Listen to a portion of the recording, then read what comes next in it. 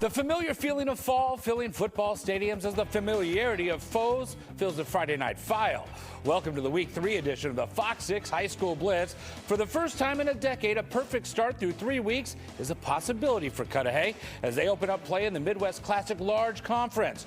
Hosting the Dominican Knights, the Packers, Zaid Kadada zigging and zagging his way for 21 yards, and that's a Packers touchdown and a 28-0 lead. Tyler Fitzpatrick liked that so much, he too makes a circuitous route all the way to the end zone. And because of injuries and a depleted roster, the game was called late in the second quarter. Cudahy wins 35-0, improving to 3-0 for the first time in a decade. Here's first-year head coach Quincy LeGrant and his son Mason.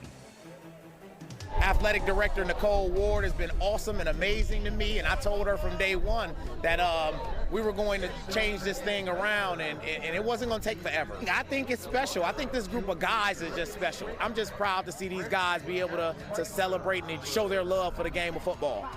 That is exciting, and this is where the first High School Blitz Band of the Week of this season is being honored. The Cudahy Marching Band performing at halftime with saxophone soloists Dakota and Chana, helping keep the energy up for the Packers fans after their big win. Award-winning photojournalist Mickey Leach capturing this through Leach's lens. Jerry Kramer was a teacher at Cudahy for 35 years where he helped with the Packers games. For 15 years he's been retired, but still supports the Purple Haze. Biking over from his home, and he's always sporting this old-school Cudahy hat, admitting though he doesn't actually know how old the hat really is. I love that he's at these games every week. Well, staying in the same conference, St. Francis looking for its first win of the season, hosting Living Word Lutheran of the Midwest Classic Small Conference. And this is Ride Ellie airing it out to Donovan Pettis. He bobbles it, corrals it, and takes it to the Mariners' 5-yard line. Ellie then rolls out, finds Gavin LaPerriere, who finishes the drive with the score, but St. Francis sets up on the 1, and Tyler Budzine sneaks it in for 6 as the Mariners sail to a 50-18 win. It's here that we find our High School Blitz fans of the week. St. Francis's Imaris Rodriguez and Sophia Beltran both play on the school's softball team, and tonight they were bringing the fun for the football team with the water noodles and the bubbles for everyone.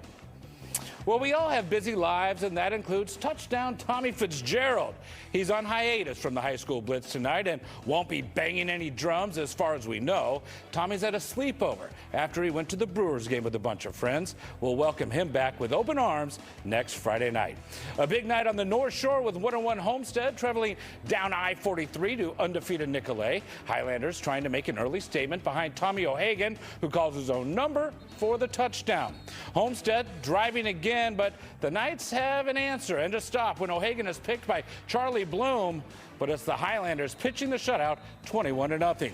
A rivalry kicking off at Hartford where the Hawks welcome the Slinger Owls. Down 7-0, Hartford goes to Adam Zern, who bowls his way in to tie the game at 7. Slinger then takes over after that. Michael Thiede slinging it to Kobe Hendricks, who finds the pylon for a 13-yard touchdown. Slinger ends up holding on for a 31-26 win. In the Metro Classic, University School looking to remain undefeated as they open up conference play against Martin Luther. First drive of the third quarter, Martin Luther up big and adding on. Jaquel McCullough-Maddox running in to make it 52-7. Now later in the third quarter, Martin Luther getting another touchdown as they march to a 62-7 win.